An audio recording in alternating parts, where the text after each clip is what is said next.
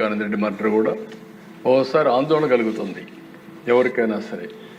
ఒక మర్డర్ జరిగిన తర్వాత, ఒక సెన్సేషనల్ మర్డర్ జరిగిన తర్వాత 6 మంది సాక్షులు ఆ కేసులో ఇన్వాల్వ్ అయిన వాళ్ళు ఎలిమినేట్ అయిపోవడం అనేది, చనిపోవడం అనేది అదొక ఆవేదన, ఆలోచన కలుగుతుంది. ఎప్పుడైనా పోలీస్ డిపార్ట్మెంట్ గుర్తుపెట్టుకోవాల్సింది, ఒక సెన్సేషనల్ కేసు వచ్చినప్పుడు దాని తర్వాత పరిణామాలన్నిటి కూడా క్షుణ్ణంగా ఎగ్జామిన్ చేసి ఎప్పటికప్పుడు యాక్షన్ తీసుకోవాల్సిన అవసరం ఉంది. మీరందరూ కూడా, ఎందుకంటే ఈ హౌస్లో కూడా అందరూ ఎమ్మెల్యేలు ఉన్నారు. నేను అందుకే మొన్న ఒక మాట చెప్పాను, నేనే ముఖ్యమంత్రి. నేను ముఖ్యమంత్రిగా ఉండి 2019లో వివేకానంద రెడ్డి మర్డర్ జరిగింది. తెల్లవారితో వాట్సాప్ మెసేజ్ వచ్చింది. మెసేజ్ ఏమని, వివేకానంద రెడ్డి గుండెపోటుతో చనిపోయాడు. ఎలక్షన్ సీజన్, నేను కూడా గుండెపోటు అనుకున్నాను. జనరల్గా నాకు ఎప్పుడు ఏ ఆలోచన వచ్చినా, ఏ మెసేజ్ వచ్చినా మళ్ళీ నేను స్టడీ చేస్తూ ఉంటాను. అలాంటిది నేను కూడా ఎలక్షన్లో ఉండి క్యారీ అయ్యాను. నాకు ఒక సీఎంఓ ఉంది, ఒక ఇంటెలిజెన్స్ ఉంది, ఒక డీజీపీ ఉన్నాడు, మా చంద్రరాజ మంత్రి అప్పుడు. అందరం ఉన్నాం, అందరం ఉండి అర్థం కాలేదు, నిజం అనుకున్నాం, నమ్మాం.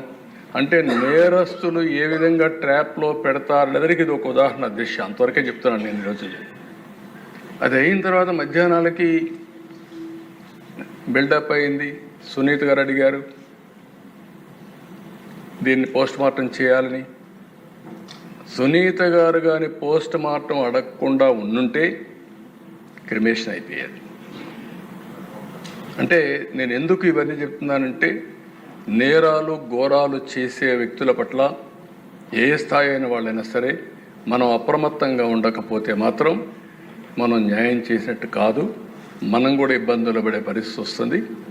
ఆ తర్వాత సాయంత్రానికి ఆ దిశ ఎప్పుడైతే పోస్ట్ మార్టం చేశారో, ఏ టీవీలో అయితే గుండెపోటని చెప్పారో వాళ్లే సాయంత్రానికి మాట మార్చేసి, ఇంతవరకు మా తండ్రి చనిపోయాడు, ఇప్పుడు తండ్రి లేని బిడ్డే కాకుండా చిన్నాన్న ఉంటే ఆ పెద్ద దిక్కు కూడా లేకుండా పోయిందని చెప్తే ప్రజలు నమ్మించే పరిస్థితికి వచ్చారు. మాట్లాడారా ఈ కేసుకు సంబంధించి? ఏం చెప్పారు? మాట్లాడకుండా ఉంటామంటే అసలు టీవీ నైన్ వాళ్ళకి ఎక్కువ డౌట్లు వస్తుంటాయి. మాకు అర్థం కాదు ఏంటంటే టీవీ నైన్కి ఎక్కువ డౌట్లు వస్తుంటాయి. మిస్టరీగా ఏమి మిగిలినవు అంటే, మిస్టరీగా తప్పు చేసిన వాడికి, నేను మళ్ళీ చెప్తున్నా, తప్పు చేసిన వాడు ఎక్కడున్నా కూడా టైంకి శిక్ష అయితే పడుతుంది గ్యారంటీగా. అది మీరు ఎన్ని ఏదంటారు కదా, కొంగ జపాలు చేసినా, తల కింద తపస్సులు చేసినా కూడా తప్పు చేసిన వాడు తప్పించుకునే పొజిషన్. ఏ విధంగా 2+2 గన్మెన్లు ఉండి ఎస్కార్ట్ ఉండారో అదే విధంగా ఇప్పుడు కూడా కల్పించమని నేను అడుగుతా ఉన్నాను. ఎందుకంటే దీని మీద పూర్తిగా దృష్టి అసెంబ్లీ వరకు పోయింది కాబట్టి, వివేకానంద రెడ్డి గారి కేసు అసెంబ్లీలో కూడా చర్చ జరుగుతుంది కాబట్టి, దానికి కీలకంగా సాక్షిగా నేను ఉన్నా కాబట్టి, నన్ను ఇబ్బంది పెడితే అంటే నన్ను హతం చేసుకుంటే దానికి సంబంధించిన కేసు మొత్తం కూడా కొలాప్స్ అయిపోతుంది అనే ఉద్దేశంతో జగన్మోహన్ రెడ్డి ఉన్నాడు కాబట్టి, దాని మీద బేస్ చేసుకుని నేను వచ్చి ఎస్పీ గారికి నా యొక్క విన్నపం లెటర్ ఇవ్వడం జరిగింది. ఎస్పీ గారు లేని కారణంగా నేను 3C ఇవ్వడం జరిగింది. అయితే సెంట్రల్ జైల్లో సంబంధించి చైతన్య రెడ్డి అనే అతను వచ్చి భయపడిచ్చినాడు. ఈ విధంగా భయభ్రాంతులకు గురి చేసి నా ఫ్యామిలీని కూడా ఇబ్బందులు పెట్టి అక్రమంగా కేసులు కట్టి వైసీపీ 5 ఏళ్ళ గవర్నమెంట్లో చలామణి జరిగింది కదా, ఆ టైంలో అది కూడా ఒకసారి చర్చిద్దామని వచ్చిన. దానికి కూడా కంప్లైంట్ కూడా నేను పొందుపరిచిన. కానీ ఇప్పుడు అది హైకోర్టులో నడుస్తూ ఉంది కాబట్టి, మన విజయవాడ హైకోర్టులో, దాన్ని బట్టి ఇంకా పూర్తిగా భద్రత అనేది పెంచుకోవాలనే ఉద్దేశంతో నేను సార్ని ఎస్పీ సార్ని కలవడానికి వచ్చాను, కంప్లైంట్ ఇవ్వడానికి వచ్చాను. హత్య అనే సినిమా మూవీ ఉంది కదా, దానిపైన నా పైన కానీ నా తల్లి పైన కానీ వేరే వాళ్ళకి కావాల్సిన విధంగా వక్రీకరించి కొన్ని పార్టీ అయితే ఒక పార్టీ ఉంది, ప్రత్యక్షంగా పేరు చెప్పదలుచుకోలేదు. సార్ గారి దృష్టిలో పెట్టాను, ఎస్పీ గారి దృష్టిలో పెట్టాను. ఆ సినిమా వెంటనే నిలిపివేయాలని చెప్పేసి. చేసింది నలుగురు అయినప్పుడు, అది నిజమైనప్పుడు 8 మంది అని కూడా చెప్పుకొని రాసుకోవచ్చు కదా, వాట్సాప్ గ్రూపులో అయితేనేమి, ఫేస్బుక్లో అయితేనేమి, దేంట్లో అయినా కూడా.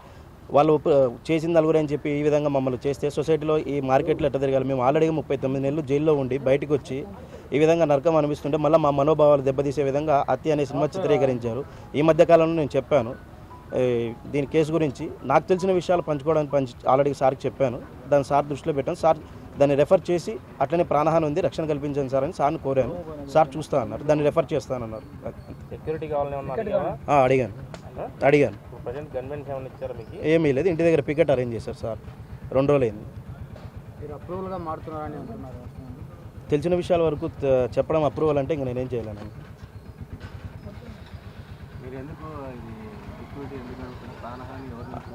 అంటే అందరి మధ్య నేను సైలెంట్ కూర్చోలే కదా, బయటకు వచ్చి నా ఫైట్ నేను లీగల్ ఫైట్ నేను చేసుకుంటున్నా. వాళ్ళు కొంతమంది వ్యక్తులకు నచ్చలే, ఆ వ్యక్తుల పేర్లు సార్కి చెప్పాను, సార్ గారి దృష్టిలో పెట్టాను.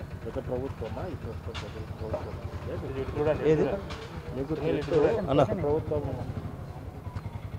ఏదైనా అక్యూజుల్లో ఉన్నారు, బయట వ్యక్తులు ఉన్నారు, కొంతమంది వ్యక్తులు ఉన్నారు, నన్ను ఇబ్బంది పెడుతున్నారని చెప్పి సార్ గారి దృష్టిలో పెట్టాను. వాళ్ళే ఉండొచ్చు, వీళ్ళైతే కాదు, వాళ్ళే ఉండొచ్చు. గత ప్రభుత్వం అని నేనేం చెప్పలేదన్న. కొంతమంది వ్యక్తులు వాళ్ళకి తొత్తులుగా ఉండే వ్యక్తులైనా ఆ పార్టీ అయినా నేను కూడా అనలేదన్న. కొంతమంది వ్యక్తులకు పార్టీకి రుద్దాల్సిన అవసరం లేదు, ప్రస్తుతానికైతే అది జరుగుతుంది. అది సార్ గారి దృష్టిలో పెట్టాను. ప్రాణాన్ని ఉంది సార్, నాకేం జరిగినా వీళ్ళని చెప్పి సార్కి అయితే కంప్లైంట్ చేయడం జరిగింది. జైలుకి వెళ్ళి వచ్చిన తర్వాతనే మీరు మొదటిసారిగా మీడియాలలోకి రావడము, నాకు ఈ విధంగా నాకు ప్రాణహాని ఉందని చెప్పడము, సాక్షుల విషయాలు బయటకు మాట్లాడడం, జైలుకు ముందు పోవడానికి బయటకు వచ్చిన తర్వాత ఎందుకు ఇంత డిఫరెన్స్ వచ్చింది? అంటే కొంతమంది వ్యక్తుల మాట వినలేదని చెప్పి లోపల జైల్లో పడిన ఇబ్బందులు ఉంటాయి కదా నా దృష్టిలో. 4 సంవత్సరాలు నేను జైల్లో ఉన్నప్పుడు నోరెప్పలే అన్నారు, ప్రెస్ మీట్ పరంగా కానీ ఏదైనా కానీ. ఇప్పుడు నచ్చడం లేదు వాళ్ళకి, జనాలకు కాదు కానీ మా కేసులో ఉన్న వ్యక్తులకు కానీ ఇంకోటి కానీ. అందుకని నేను బయటకు వచ్చి చెప్పడం కరెక్ట్ కాదని చెప్పి వాళ్ళు అంటున్నారు. కరెక్ట్ అని నేను అనుకుంటున్నాను. ఇప్పుడు మా లాంటి సామాన్య కుటుంబాలు దీంట్లో ఇంత పెద్ద కేసులు ఇరుక్కున్నప్పుడు మా ఫైట్ మేము చేసుకోవడం తప్పు లేదు కదా. కేసు మీద మీ అభిప్రాయం ఏంది ఫైనల్గా? త్వరలో తేలుతుందన్న, విచారణ అయితే స్టార్ట్ అవుతుంది. న్యాయస్థానం పరిధిలో ఉన్న దాన్ని హత్య అని ఇంకోటని మళ్ళీ మీ దగ్గర డబ్బు హోదా ఈ రోజు ఉండొచ్చు, రేపు ఉంటుందో ఉండదో తెలియదు. నేను బతుకునా కూడా తెలియదు. మరి అలాంటప్పుడు మమ్మల్ని ఇప్పుడు నా గురించి అంటే ఏమైనా చూసుకోవచ్చు, ఈ కేసులో ఏమైనా రాసుకోవచ్చు వాళ్ళు రాసిన వాళ్ళు. ఇప్పుడు మళ్ళీ మా అమ్మ పైన మేము ఎలా తలెత్తుకుని తిరగాలి? ఆడవాళ్ళ సమాజంలో వాళ్ళ అమ్మగారికి మనం ఇట్లే చెప్తే వాళ్ళు అట్లే తిరుగుతారా? వాళ్ళ భార్యలు అయితేనే ఇంకోటి అయితేనే వాళ్ళు అట్లే తిరుగుతారా? కాదు కదా. అదన్నా సార్ దృష్టిలో పెట్టాను.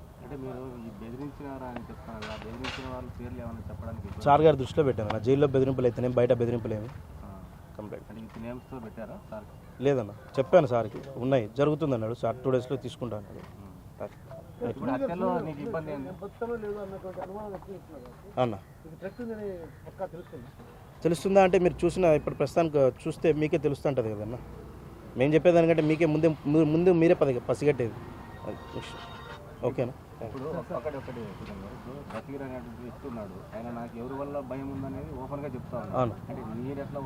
మీ పరంగా చెప్పుకోలేకపోవచ్చు అన్న. నేను దస్తగిరి మ్యాటర్ నేను మాట్లాడదలుచుకోలేదు, ఎందుకంటే ఆయన న్యాయస్థానం పరిధిలో ఉన్న వ్యక్తి, నేను న్యాయస్థానం పరిధిలో భిక్షతో బయటకు వచ్చిన వ్యక్తిని.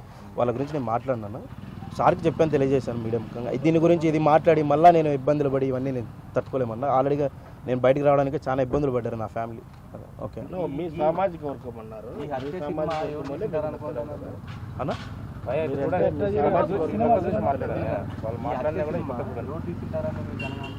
ఇప్పుడు గత పార్టీ తీసిందని ఓపెన్గా చెప్తున్నాను. ఓకేనా? మీ సామాజిక వర్గం చెందిన వాళ్ళే మేము నచ్చడం లేదా? సామాజిక వర్గం చెందిన వాళ్ళు వాళ్ళతో ఇబ్బందులు పెట్టిస్తున్నారు, బయట వాళ్ళతో కూడా ఇబ్బందులు పెట్టిస్తారు. Letter was written by చిన్నానట.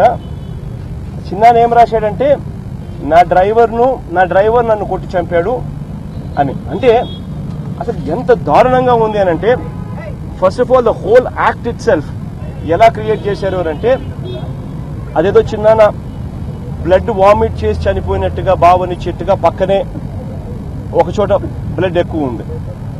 దాని తర్వాత చిన్నాన్న బాత్రూమ్ లేకపోయినట్టుగా బాడీ బాత్రూంలో పడుంది. బాత్రూంలో కమోడ్కు రక్తం పూశారు. అంటే బ్లడ్ ఎక్కువగా డ్రైన్ అవుట్ పోయినందువల్ల తనకు గిడ్డినెస్ వచ్చి బాత్రూంలో తను కొలాప్స్ అయినాడని, ఆ కొలాప్స్ అయ్యే దాంట్లో తల కమోడు కొట్టుకుందని కమోడును రక్తంతో పెట్టారు. తర్వాత కమోడు కొట్టుకున్నందువల్ల ఎనికి పడిపోయాడు కాబట్టి చనిపోయినట్టుగా బాత్రూంలో శవాన్ని పెట్టాడు. అంటే అంత పగడ్బందీగా మనిషిని ఇక్కడా కొట్టి, బెడ్రూమ్లోనూ కొట్టి, బెడ్రూమ్లో కొట్టో బెడ్రూమ్లో చంపో మన ఆ మనిషిని చిన్నాన్ని తీసుకొని పోయి బాత్రూమ్ దాకా తీసుకొని పోయి బాత్రూంలో కూడా పెట్టి, ఎందుకంటే ఇంట్లో ఎవరు లేరు, ఆయన ఒక్కడే ఉన్నాడు, బాత్రూంలోనూ కూడా పెట్టి, ఇదంతా ఏదో న్యాచురల్ గా జరిగినట్టుగా చూపించే కార్యక్రమం అంత దూరం కుట్ర జరిగింది అని అంటే, ఆ కుట్రలో భాగంగా వీళ్ళు చంపుతా ఉండగానే చిన్న లెటర్ రాస్తాడా?